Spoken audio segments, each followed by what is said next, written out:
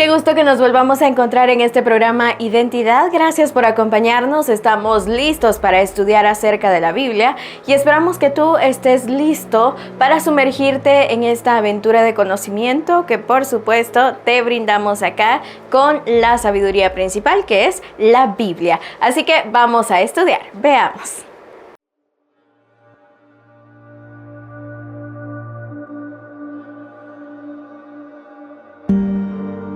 Es fácil desviarse. Perderse en los laberintos de pertenencias. Perder la perspectiva de quién eres.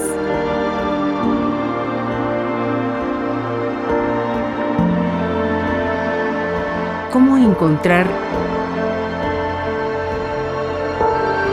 el camino correcto a seguir?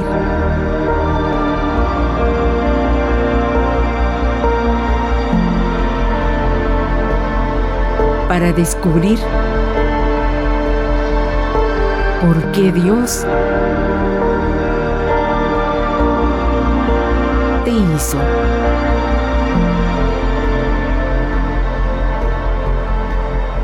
Identidad, descubriendo quién y por qué eres. Y ahora que ya nos adentramos un poco en lo que vamos a estudiar en este día, vamos a pasar al resumen de la lección. Estamos listos para estudiar nuestra lección, el resumen de toda la semana que estudiamos todos los días acá en Unión Radio, pero te presentamos este resumen ahora. Veamos. Unión Radio presenta Lecciones de la Biblia. Estamos de nuevo en un estudio de lecciones de la Biblia. De nuevo es un gusto compartir con ustedes para estudiar más del libro de Salmos. Y esta ocasión de nuevo con el pastor José Rodríguez, que es un gusto también semanalmente poder estudiar la palabra de Dios. Así es, pastor. Damos gracias a Dios, ¿verdad?, por este privilegio de seguir estudiando acerca de los salmos, y qué bueno que podemos hacerlo en compañía de cada uno de ustedes que nos están viendo y nos pueden escuchar también a través de la radio. Así es, y el libro de Salmos nos viene presentando diferentes mensajes. Los salmistas también hablaron acerca de lo que sería la vida de Jesús. Y hay varios salmos que destacan cuál sería el ministerio de Cristo cuando estuviera en esta tierra. Así que vamos a tomar un momento para hablar de ese ministerio de Jesús, y vamos a comenzar hablando de Jesús como el pastor divino y abnegado. Y en varios salmos vamos a encontrar a Jesús como el buen pastor. Y él mismo en el Nuevo Testamento se presenta como el pastor. Yo soy el buen pastor, dice él. Entonces en el libro de Salmos el más famoso tal vez es el Salmo 23, que dice Jehová es mi pastor.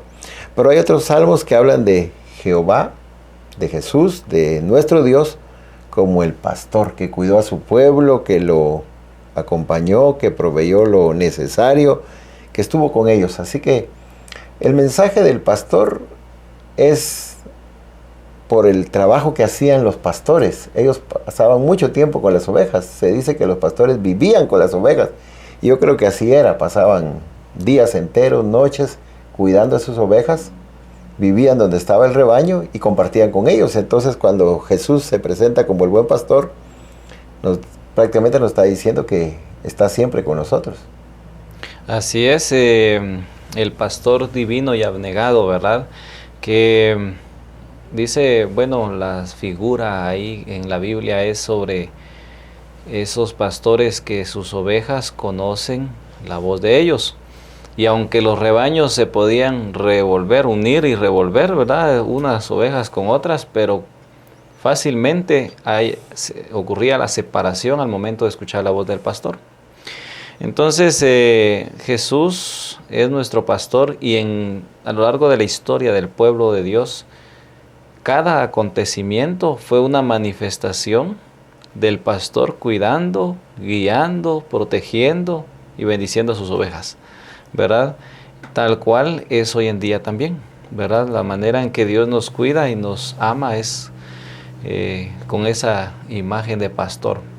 Ahora hay otro detalle que destacar acá, ¿verdad? Acerca de Dios como el pastor. Él es el verdadero pastor, Jesús, el pastor de los pastores. Dice allí en San Juan, ¿verdad? En la lectura del capítulo 10, del 11 en adelante. La diferencia entre el pastor que ama a sus ovejas y da la vida por ellas. Y dice, el asalariado, dice, él huye cuando viene el lobo. No da la vida por ellas, pero en cambio el pastor verdadero da la vida por sus ovejas. Y eso es lo que Cristo hizo precisamente, ¿verdad? Por nosotros. Y hay algo también en el pastor y sus ovejas, que el pastor las conoce, sabe el nombre de ellas, y también las ovejas conocen a su pastor, como bien decía. Las ovejas oyen la voz del pastor y le siguen. Y el pastor las conoce bien, que sabe cuál es la condición de cada una de ellas. Y creo que por eso también Jesús contó en esta tierra, y está relatado en el Nuevo Testamento, en Lucas, la parábola de la oveja. De esa oveja, la cual ya no estaba en el rebaño, y que el pastor la fue a buscar. Y caminó y no volvió hasta que encontró esa oveja, porque eso destaca el amor del pastor por sus ovejas, y el amor de Dios como el pastor de los pastores, cuidando a cada una de sus ovejas. Y el amor es tan grande que dio su vida por sus ovejas, así que ya lo conocemos. También los salmos indican en otros pasajes que nosotros debemos estar contentos de que somos ovejas del Señor, porque los salmos dicen, pueblo suyo somos y ovejas de su prado. O sea, pertenecemos al rebaño del Señor. Tenemos que estar contentos de que somos de ese rebaño, y que tenemos a un pastor que siempre va a estar proveyendo, cuidando, acompañando, y estará siempre interesado en nuestro bienestar. Así es. Qué hermosa ilustración. Y la Biblia y los salmos están enriquecidos con este tema del pastor y sus ovejas, ¿verdad? Y bueno, yo creo que cabe destacar aquí también, ¿verdad? Cuando trabajamos por la salvación de las demás personas, a veces nos apropiamos de las almas, decimos, este lo gané yo, o este es mío. Pero realmente el pastor de los pastores, el pastor Jesús, está, dice, atrayendo a sus ovejas con su voz. Él es el que las está ganando. Y él dice que tiene ovejas en otros rediles, pero llegará el día cuando unirá a su rebaño y será un pastor y un solo rebaño. Y también es muy bueno el tema, porque Jesús quiso ejemplificar las ovejas como su rebaño y él como pastor, pero también se presentó él como el cordero. O sea, se identifica tanto con las ovejas que la Biblia lo presenta como el cordero, el que dio la vida por sus ovejas, el cordero. O sea, parte del rebaño son los corderos, y él nos ve a nosotros como sus corderos. Él, cuando le dijo al apóstol Pedro, cuida, apacienta a mis corderos, a mis ovejas, a mi rebaño. Entonces se identifica mucho el ministerio de Cristo como el ministerio de un pastor. Así es. También en el libro de Salmos encontramos el ministerio del Mesías, el Mesías sufriente. Y el salmo que ya estudiamos en una ocasión y que otra vez nos toca es el Salmo 22, porque tiene varios versos donde habla del ministerio de Jesús como el Mesías sufriente. O sea, los salmistas estaban anunciando cuál sería la experiencia del Mesías cuando estuviera en esta tierra. Y desde el mismo inicio del Salmo 22 presenta a Jesús clamando. Y hay otros pasajes en el Salmo 22 que describen que eso solo se pudo cumplir en el Mesías. Así es. Dice, voy a leer un párrafo que aparece acá, pastor. Dice, poco comprendía entonces el pueblo que el gusano que pretendían aplastar se convertiría en la principal piedra angular del templo para proteger sus cimientos. En el libro de los Salmos hay también varias ilustraciones referentes al Mesías sufriente, ¿verdad? Entonces, suena un poco, diríamos, feo, ¿verdad? ¿Cómo suena eso? Pero Jesús, el Mesías, se presenta precisamente como dice allí, ¿verdad? Ese, como alguien que quería aplastar un gusano. ajá, como un gusano, dice que no puede defenderse, que no puede hacer nada más que lo van a aplastar, y eso era precisamente lo que ilustraba la forma en que él iba a ser abandonado y también iba a sufrir. Otra ilustración la encontramos con esas palabras: toros, Perros. leones, perros. Y decía ir a lección, ¿verdad? Eso habla de la violencia con que él iba a ser martirizado. Qué impresionante cuadro, ¿verdad? Sí, y varios pasajes del Salmo 22 hablan de eso. Cómo me rodearon, cómo insultaron, cómo agredieron a Jesús verbalmente y cómo pretendían destruirlo. Y sabemos que el enemigo estaba detrás de todo esto, pero toda esa gente que estuvo allí, que fueron parte de esos que gritaron, injuriaron a Jesús, no comprendían, como bien has leído, de que Jesús llegaría a ser la piedra del ángulo. Cuando Jesús fue exaltado por el Padre, y entonces lo colocó como ese cimiento, como el fundamento de la iglesia que Jesús formó en esta tierra. Así que aquel que pretendieron destruir ahora es el fundamento, porque dentro de los planes de Dios así estaba, que Jesús diera su vida en rescate por nosotros. Así que como Mesías sufriente padeció en esta tierra, pero luego sabemos que el Padre le exaltó. Así es, el Padre le exaltó, y hoy por hoy diríamos que peligroso es ponerse en el terreno del rechazo, de rechazar a Jesús, porque así como esa piedra fue rechazada, trajo consecuencias sobre el pueblo de Israel, pero hoy traerá consecuencias terribles sobre todos los pobladores de la humanidad en este planeta, ¿va? Por el rechazo, por rechazarlo a él como Mesías. Entonces, grande fue lo que hizo Jesús por salvarnos, grande sacrificio, atacado con gran violencia, como para que hoy lo rechacemos.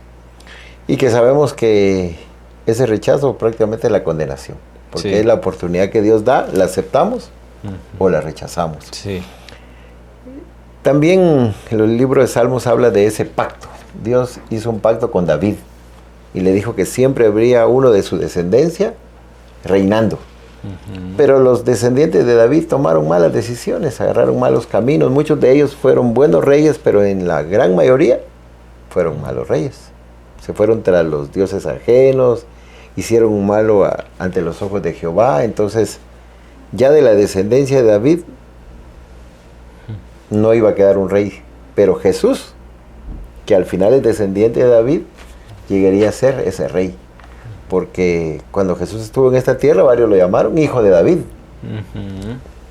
Porque desciende del rey David, y aunque ahora no es rey en esta tierra, tiene su reinado aquí, nosotros sabemos que sí, es rey porque ya Dios lo exaltó y ya le entregó el reino, pero su reino es de los cielos. Porque cuando él estuvo en esta tierra dijo: mi reino no es de este mundo. Cuando le dijeron que si era el rey de los judíos, no, mi reino no es de este mundo. Su reino es el reino de los cielos. Pero Dios, fiel a su pacto, cumpliría eso. Y los salmos hablan especialmente, allí hay salmos que hablan de eso, que habría siempre uno en el trono descendiente de David.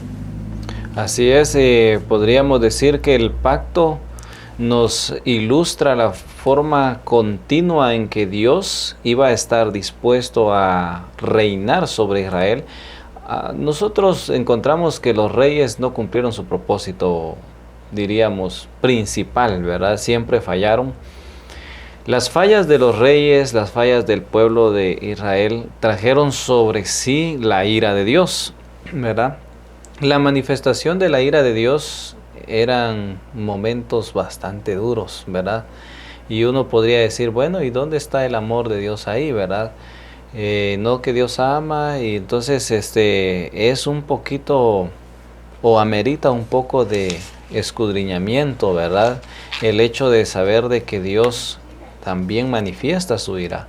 Ahora, Dios ha sido fiel al pacto en que ha sostenido los cuidados a Israel, ha visto por su pueblo, digamos, no solo Israel, ahora por nosotros, ha sido fiel al pacto.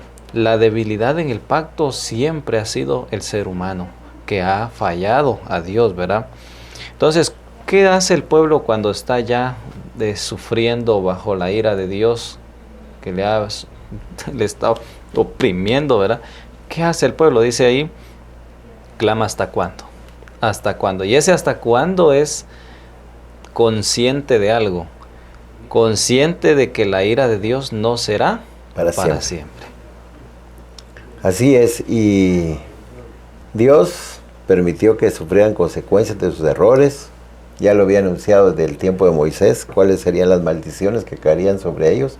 Los reyes debían repasar la ley de Dios, debían practicarla, debían vivir haciendo cosas justas, pero sabemos que los reyes se fueron tras otros caminos, otras deidades a las cuales ellos adoraron y se alejaron totalmente de Dios, pero Él cumplió. Y Jesús es el Mesías sufriente, pero también ahora sabemos que es un rey, y su reino es eterno. Porque tampoco es un reino temporal. Su reino es de los cielos, y ya se ha establecido. Cuando Él estaba en esta tierra, Él habló y dijo también que nosotros podíamos ser herederos del reino.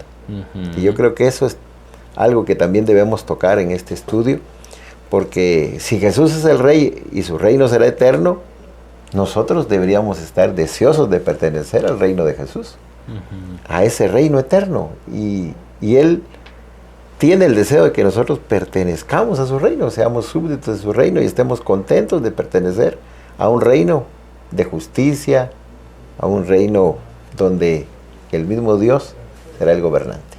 Así es.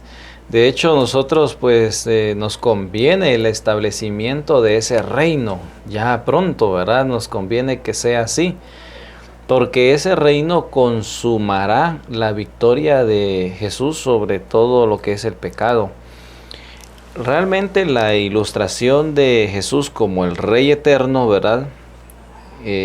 Habla de su poder sobre todas las cosas, y esto nos ayuda a entender que como Rey erradicará el pecado, y no solamente pues hoy lo quiere erradicar en nuestras vidas, ¿verdad? Pero en el futuro acabará con todo lo que es pecado en el mundo. O sea, el pecado dejará de existir. Sí, cuando establezca su reino, ahí totalmente queda terminado todo lo que es pecado. Tendrá su fin. Es parte del establecimiento de su reino que solo exista Él como rey y los súbditos leales a su reino, ¿verdad? Entonces, esto nos hace a nosotros también reflexionar acerca de en qué posición estamos.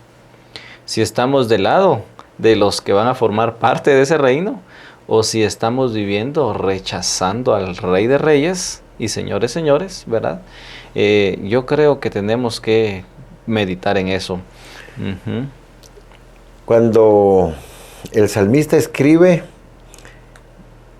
habla acerca de los intentos humanos por quitar el reino a Jesús. Sabemos que el enemigo dirigiendo hizo varias cosas para que Jesús no estableciera su reino. Por ejemplo, aquí dice, los reyes de la tierra se rebelan, los gobernantes se confabulan contra el Señor, contra su ungido.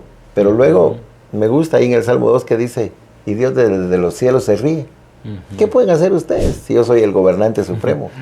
Por más intentos, por más esfuerzos que hagan, por más planes o estrategias, nada va a funcionar. Y luego dice que el Señor pondrá a los enemigos como estrado de sus pies. O sea, dando esa ilustración del señorío del gobernante, todo está bajo sus pies. Él es el supremo gobernante. Entonces nosotros deberíamos de estar deseosos de pertenecer al reino victorioso de Cristo Jesús. Pronto se establecerá y Él ha dicho y ha prometido que nosotros seremos parte de ese reino. Cuando Jesús venga, como Rey de Reyes vendrá. Eso es lo que dice las Escrituras. Así es. Ya vendrá con la investidura, con la presencia de un Rey de Reyes. Así es, y hoy por hoy ya es nuestro Rey, ¿verdad? Hay en los Salmos ilustraciones acerca de la obra de la obra, digamos, de Jesús como rey, no solamente es que es el rey que se va a establecer y va a poner sus pies sobre sus enemigos, también la idea del bastón o la vara es que nos representa, ¿verdad? Dice acá el párrafo, finalmente Cristo tendrá la victoria absoluta sobre sus enemigos, dice. Y dice, la vara, bastón, la lleva originalmente los líderes tribales como símbolo de la tribu. O sea que Jesús lleva, digamos, con la vara o el bastón, un símbolo de que Él nos representa como pueblo que somos de Él. Qué bonito, ¿verdad? Podemos encontrar a nuestro Rey en diferentes facetas, sufriendo como Mesías, ¿verdad? Estableciendo su reino y viniendo a salvarnos. Y también dice ahí en el Salmo 89, justicia y juicio son el cimiento de su trono.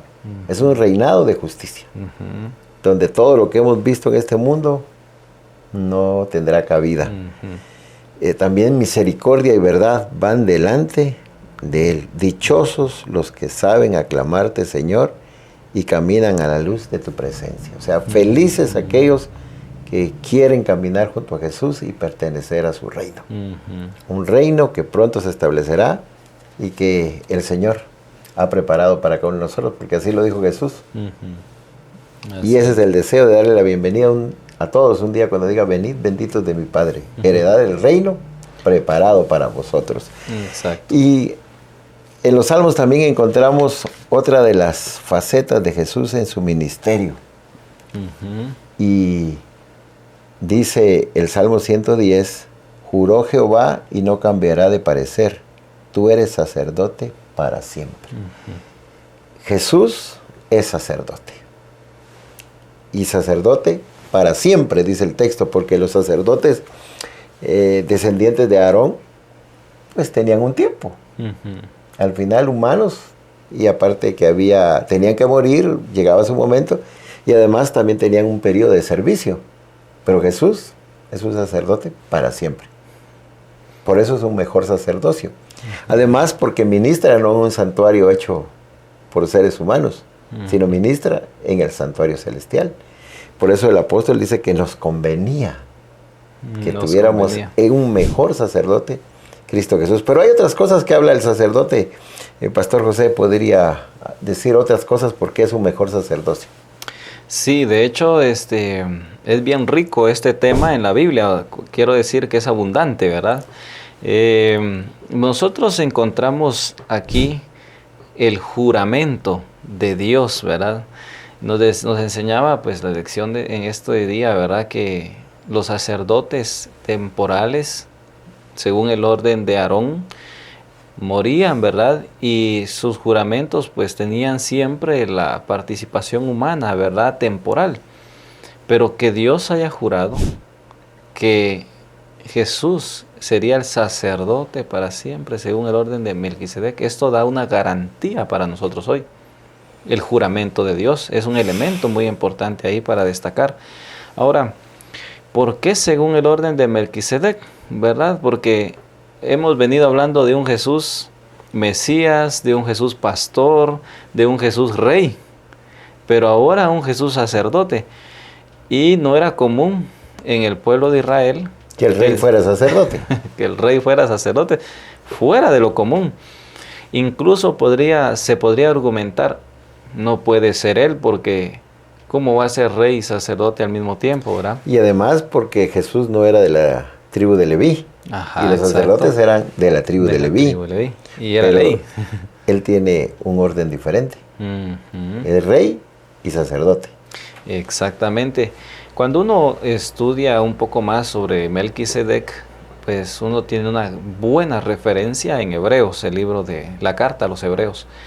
Y en la carta de los Hebreos habla de un elemento bien interesante. Dice, de Melquisedec no se sabía el origen ni el fin. Igual, dice, de Jesús, ¿verdad? Porque Jesús no tiene principio ni fin. Entonces, vemos cómo trasciende, ¿verdad? Entonces, el Mesías Rey también es el sacerdote. Y es sacerdote porque también dice que es santo, perfecto. Además es un mejor sacerdocio porque los sacerdotes terrenales tenían que presentar sacrificios por ellos mismos cada vez que iban a interceder por el pueblo. Pero Jesús ya presentó su propio sacrificio, porque Él murió como el Cordero. Y presentó su sacrificio una vez y para siempre. Suficiente sacrificio. O sea, es mejor sacerdocio. Además, porque Jesús también ya estuvo en esta tierra. Y Él conoce a los que vivimos en esta tierra, sabe en qué mundo estamos, sabe cuál es nuestra condición y por lo que podemos pasar.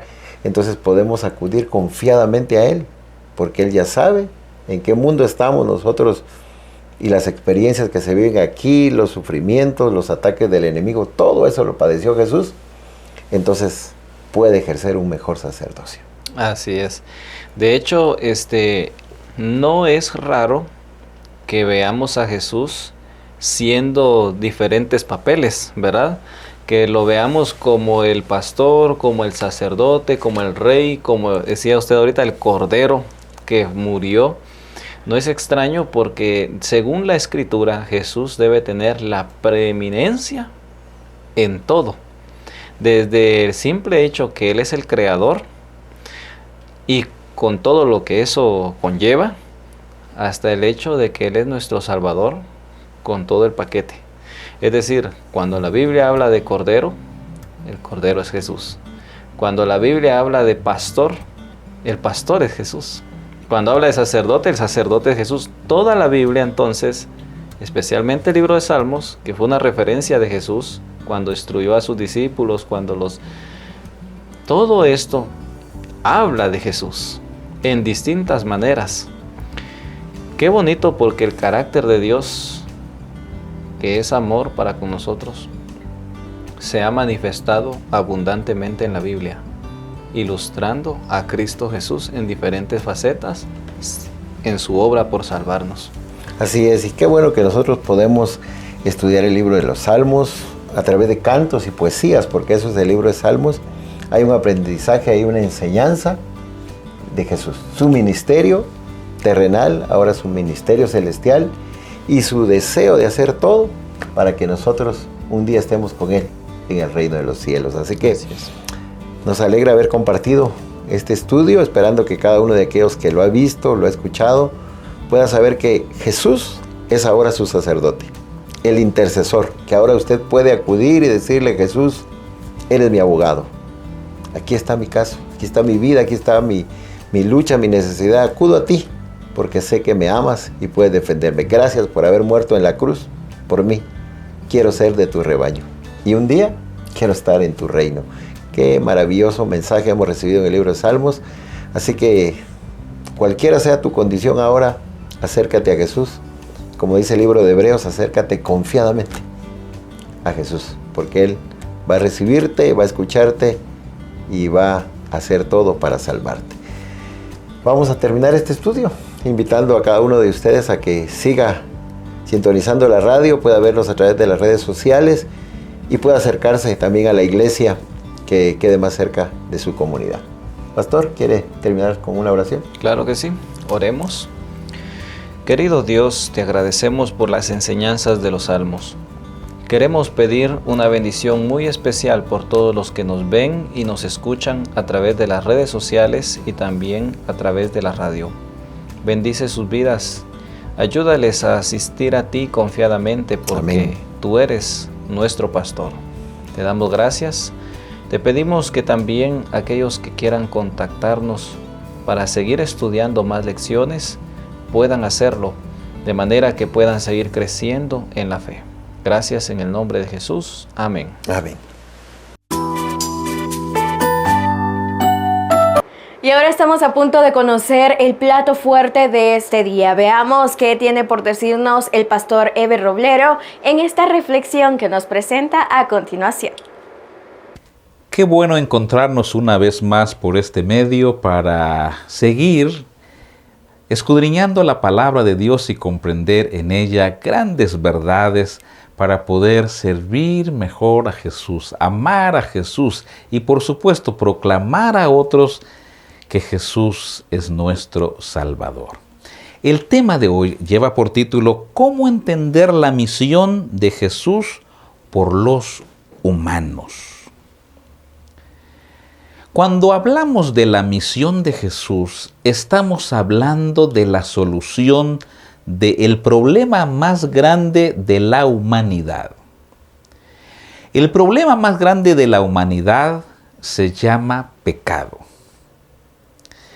Porque todas las consecuencias del pecado han traído dolor, tragedia, muerte, guerras, hambre, destrucción, tanta cosa que vemos a diario, consecuencia del pecado. Porque Dios, cuando creó a la raza humana, la puso en el huerto del Edén. Y la puso para que disfrutara de lo que Dios había hecho. Solo imaginemos, Dios se llevó toda una semana para ir creando día tras día para que Adán y Eva tuvieran más que lo básico. En realidad tuvieran lo que ni se imaginaban ellos en algún momento, que Dios tomó tiempo para darles cada detalle para que fueran felices. Por ejemplo, les puso un árbol que era el árbol de la vida. Un detalle tan importante, porque Dios quería que vivieran. Tristemente, aparece un capítulo en la Biblia, que es el capítulo 3 de Génesis, donde entra el pecado. Y cuando el pecado entró, entonces entró la muerte. Porque dice el Nuevo Testamento, la paga del pecado es muerte. Pero lo más triste no es esa muerte que experimentamos después de ciertos años de edad. No, muerte eterna. A condenados de una vez a no tener una oportunidad de volver al origen que Dios permitió a Adán y a Eva, es decir, fueron creados para vivir para siempre. Y ahora nos encontramos con que, ¿cómo resolver el problema del pecado? ¿Cómo? Y es ahí donde entra la misión de Jesús. ¿Por qué razón? Porque el problema de pecado no puede resolverlo otro pecador, porque es pecador. El problema del pecado no lo puede resolver un ángel, porque un ángel también es adorador. El problema del pecado no lo puede resolver toda la cantidad de dinero, de oro, de plata del mundo, porque el Creador es Dios, le pertenece a Él todo. El problema del pecado no lo podía resolver alguien que se pusiera en su mente y en su vida, yo lo resuelvo porque no voy a cometer ni un solo pecado. Porque dice la Biblia que no hay ni un justo, ni uno. El problema del pecado solo podía ser resuelto por alguien divino. Como dice el Salmo, donde se encontrara la justicia con el amor. Entonces, ¿cuál es la misión de Jesús? ¿Cómo comprendemos la misión de Jesús? En primer lugar, la misión de Jesús no fue improvisada, fue planificada. Es decir, la misión de Jesús no fue algo así como, el hombre pecó y ahora ¿qué hacemos? ¿Qué hacemos? No puede ser. Ahora, ¿a quién ponemos? No. La misión de Jesús, dice 2 Timoteo 1:9, por tanto, no te avergüences de dar testimonio de nuestro Señor, ni de mí, dice Pablo, preso suyo, sino participa de las aflicciones por el Evangelio según el poder de Dios, quien nos salvó y dice, y llamó con llamamiento santo. Y continúa diciendo, y la gracia que nos fue dada en Cristo Jesús antes de los tiempos de los siglos. El plan para rescatar a la raza humana, para que Jesús cumpliera su misión de Salvador, estaba desde antes de la fundación del mundo. Así que la misión de Jesús no fue improvisada, fue prevenida. En segundo lugar, la misión de Jesús fue anunciada por Él mismo. O sea, si queremos saber a qué vino Jesús, no tenemos que preguntarle a un Sanedrín, no tenemos que preguntarle a un conjunto de mentes allí intelectuales. Jesús mismo vino y declaró su misión. En San Lucas, capítulo 19, versículos 9 y 10, dice así: Jesús le dijo: hoy ha venido la salvación a esta casa, por cuanto él también es hijo de Abraham. Y luego explica Jesús su misión. Porque el Hijo del Hombre vino a buscar y a salvar lo que se había perdido. La misión de Jesús al venir acá fue para buscar y salvar tu vida y mi vida. Jesús no vino a disfrutar de las bellezas de la naturaleza o a pasarla bien a la orilla de una playa o allá en un río o escalando una montaña. Él no vino para eso. Él vino para buscarte y para buscarme porque estábamos perdidos, y ahora Él vino para salvarnos de la consecuencia del pecado, que es la muerte, y a cambio darnos vida eterna en Él. Eso es maravilloso, es para decir gloria a Dios. Porque Él definió su misión. No se reunió para decir, ¿cuál creen ustedes que debe ser mi misión? O tener un concilio de ángeles y ángeles definan mi misión. No. Él dijo, vine para buscar y salvar al perdido. En tercer lugar, ¿cómo comprender la misión de Jesús? La misión de Jesús es salvar al pecador, pero para que el pecador fuera salvo, la misión de Jesús requiere muerte. En otras palabras, la misión de Jesús fue buscar y morir en lugar del pecador. A ver si entendemos esto de una mejor manera. Dice 1 Corintios 15, 3 y 4. Porque primeramente os he enseñado lo que asimismo recibí, que Cristo murió por nuestros pecados conforme a las Escrituras. Interesante. Cristo murió por nuestros pecados. ¿Quién de nosotros mete las manos por un pecador? Tal vez un papá o una mamá lo puede hacer, pero ni aun ellos dicen, ya está grande, ya es mayor de edad, así que él tiene que pagar por sus consecuencias. Tal vez a alguien le ha tocado pagar la deuda en la cooperativa o en el banco porque sirvió de fiador. Pero ¿verdad que cada mes que se paga esa cuota no se hace con alegría, no se hace con gusto? O sea, nadie disfruta que le hagan un descuento. O nadie disfruta que le vengan y le digan, vamos a tomar su casa porque tal fulano no pagó. Pero Jesús vino para pagar esa deuda, pero esa deuda implicaba morir. O sea, no era un asunto de cuántos kilos de oro hay que dar. No, hay que morir. La paga del pecado es muerte. Y entonces Jesús viene y Jesús dice, si la paga del pecado es muerte, entonces yo voy a morir. Y por eso dice la Biblia, Cristo murió por nuestros pecados. En otras palabras, la deuda ya está cancelada. Cuando tú y yo aceptamos que Cristo murió por nuestros pecados, dejamos de ser deudores. Ya no debemos. Ya no debemos.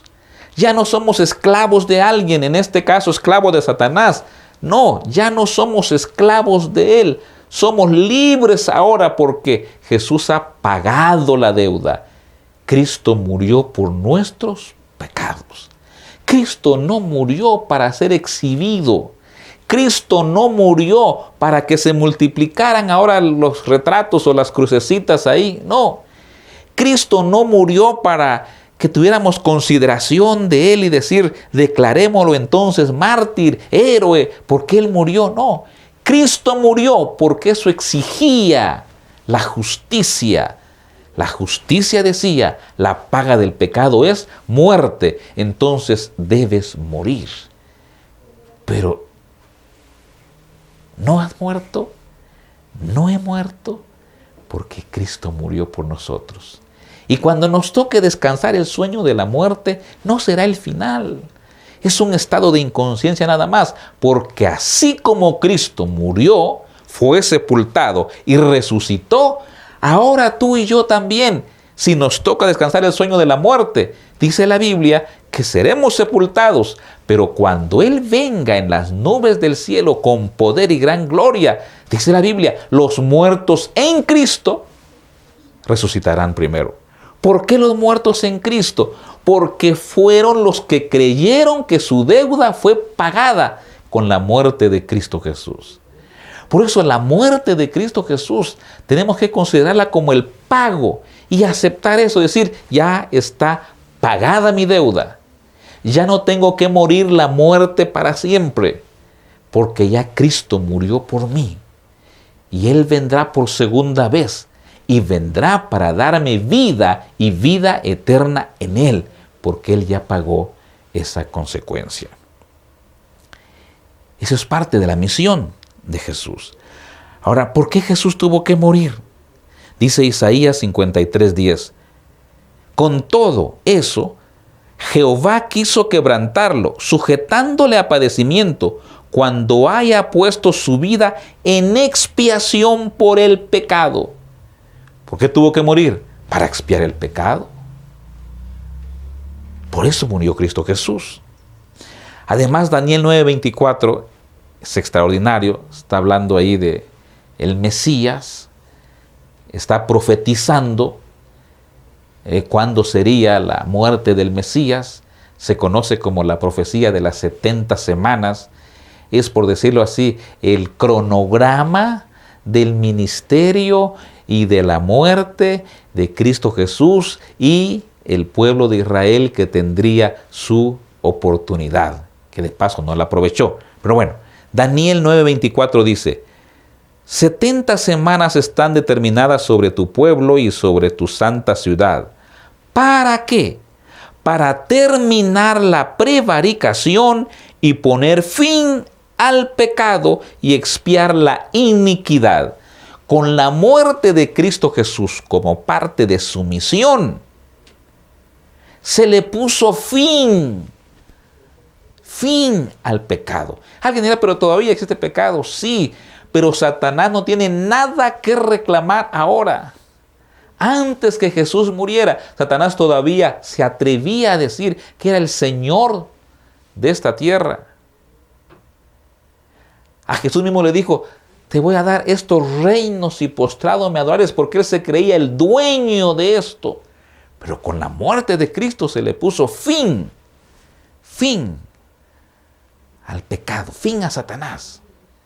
Ya no tiene ninguna posibilidad Satanás de tratar de engañarnos para decir que él puede resolver el problema. No. ¿Cómo comprender entonces la misión de Cristo Jesús? En cuarto lugar, la misión de Jesús incluye su intercesión por el pecador arrepentido. ¿Cómo funciona esto? Funciona así. Allá en el desierto, donde estaba el santuario, cuando alguien pecaba, llevaba su cordero, ponía la mano sobre la cabeza del cordero, le quitaba la vida al cordero, miraba la sangre allí. Un inocente muriendo por un pecador. Pero eso señalaba que más adelante Jesús vendría, un inocente, a morir por un pecador, por todos los pecadores. Ahora, Jesús, una vez que muere, es sepultado y resucita. Pero no termina ahí su misión, ahora intercede. Cuando tú y yo ahora no llevamos ya un corderito, sino que vamos de rodillas y confesamos nuestro pecado, nuestra falta, nuestra tragedia, cuando de todo corazón decimos estoy arrepentido, me duele, y cuando confesamos el pecado, ¿saben qué hace Jesús? Dice así, 1 de Juan 2, 1 y 2. Hijitos míos, estas cosas os escribo para que no pequéis. Y si alguno hubiere pecado, abogado tenemos para con el Padre. ¿A quién dice? A Jesucristo el justo. Hay alguien que está abogando por nosotros. Como parte de su misión ahora, cuando ve a alguien arrepentido, dice Jesús, Padre, perdonémoslo, di mi vida por él. La misión mía es perdonarlo. Él está confesando su pecado. Él intercede por nosotros. También dice 1 Timoteo 2, 5 al 6. Porque hay un solo Dios y un solo mediador entre Dios y los hombres. Jesucristo, hombre. Él es nuestro mediador. Él está ahí para mediar. Él está ahí para comprendernos. Parte de su misión es estar atendiendo a la raza humana.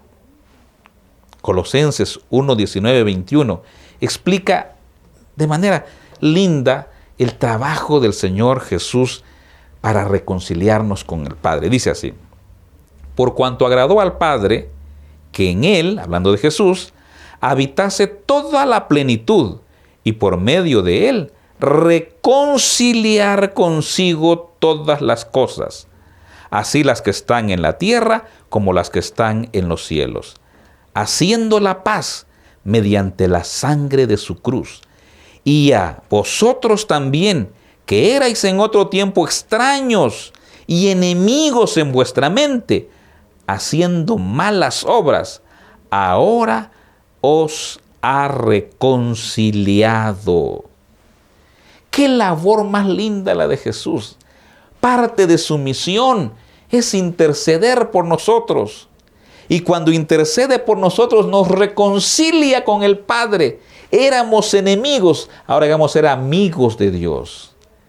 Hermanos de Jesús.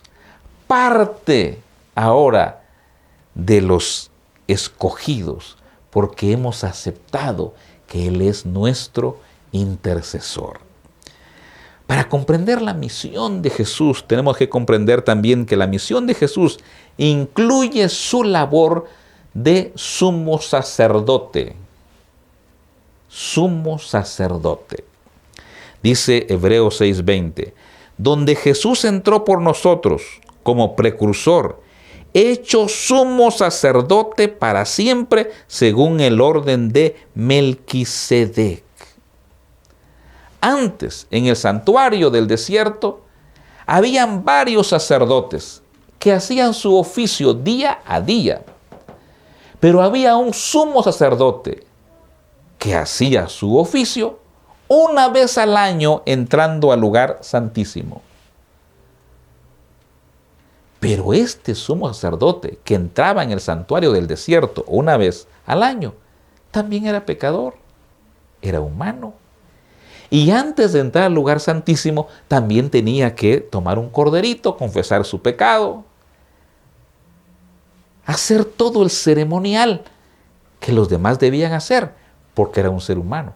Pero Cristo Jesús dice, ahora entró allá en el cielo, con su propia sangre. Y ahora al estar allá en el santuario celestial, Él es nuestro sumo sacerdote. Sumo sacerdote. Y dice Hebreos 4, 15 y 16, porque no tenemos un sumo sacerdote que no pueda compadecerse de nuestras debilidades, sino uno que fue tentado en todo según nuestra semejanza, pero sin pecado. Y luego dice la Biblia, acerquémonos pues confiadamente al trono de la gracia para alcanzar misericordia y hallar gracia para el oportuno socorro. Un sumo sacerdote que no está allí para despreciarnos, está para invitarnos, para acercarnos confiadamente al trono de la gracia, sabiendo que Jesús muestra su sangre para que entremos a ese trono de la gracia. Y finalmente, ¿cómo comprendemos mejor la misión de Cristo Jesús? La misión de Jesús incluye su segunda venida. Jesús pudo venir y decir, bueno, yo pago la culpa, el pecado de ustedes, ya está pagado, me voy y ya. Pero la misión de Jesús no termina allí, con la ascensión, con la entronización, con la intercesión en el santuario celestial, en el lugar santísimo. La misión de Jesús incluye también cuando Él venga por segunda vez. Apocalipsis 22, 12 y 14 dicen, he aquí yo vengo pronto, y mi galardón conmigo, para recompensar a cada uno según su obra. Yo soy el Alfa y la Omega, el principio y el fin, el primero y el último. Bienaventurados los que lavan sus ropas para tener derecho al árbol de la vida y para entrar por las puertas en la ciudad. Alabado sea el nombre del Señor, porque Jesús vino para cumplir su misión, está cumpliendo su misión y vendrá por todos los redimidos para que su misión sea concluida. Y finalmente, el pecado que entró allá en el huerto del Edén y que trajo como consecuencia la muerte, ahora sea solucionado y en lugar de muerte, ahora habrá vida y vida eterna. En lugar del huerto del Edén, ahora habrá cielos nuevos y tierra nueva, y todo volverá a ser un huerto del Edén, ya no en pequeño, sino en grande, porque la misión de Jesús es rescatar a la raza humana del pecado y llevarlo a vida eterna con Él. Por eso cuando Jesús vino, dijo, yo he venido a buscar y a salvar lo que se había perdido.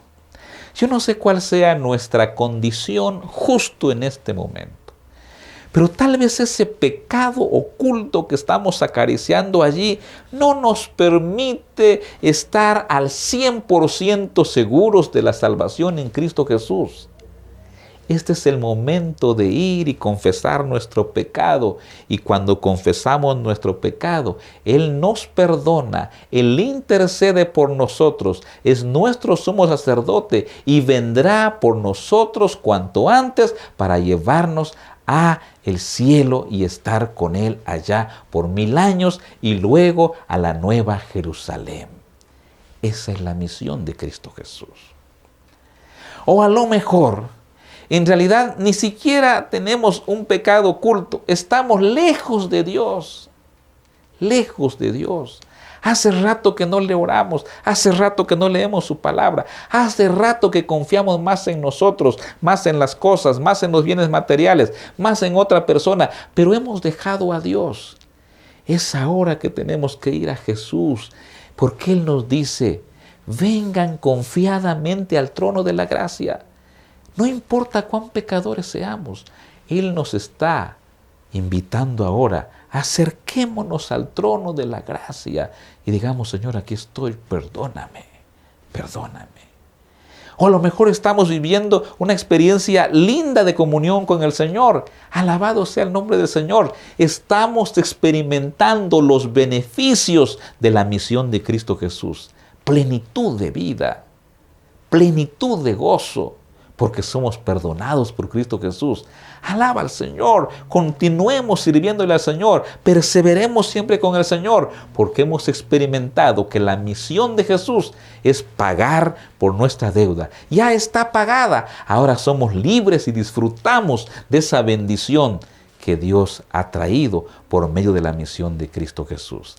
¿Te gustaría en este momento decirle, gracias Jesús por tu misión? Ya la mayoría está terminada de las partes de la misión. Esperamos que vengas por segunda vez y vivir para siempre contigo, Jesús. ¿Quieres decir esto en oración al Señor? Querido Padre que estás en el cielo, alabado sea tu nombre. Gracias, Hijo. Alabado sea tu nombre por la misión, Jesús. Por la misión de venir y buscar al que estaba perdido. No para castigarlo, no para avergonzarlo, sino para darle perdón, para darle el abrazo de reconciliación, para darle vida eterna y para restaurarlo al propósito original con el cual fuimos creados. Es decir, ser adoradores por toda la eternidad y tener vida eterna con Cristo Jesús y estar allí con nuestro Dios. Que sea una realidad, Señor, en nuestra vida. Perdona nuestros pecados, acéptanos tal como somos y ayúdanos a disfrutar de la bendición de la misión de Cristo Jesús. En tu nombre oramos, Jesús. Amén. Amén. Agradecemos a Dios principalmente por la oportunidad de estudiar de su palabra y agradecemos que tú nos puedas acompañar cada semana en este resumen que te brindamos acá en Unión Radio.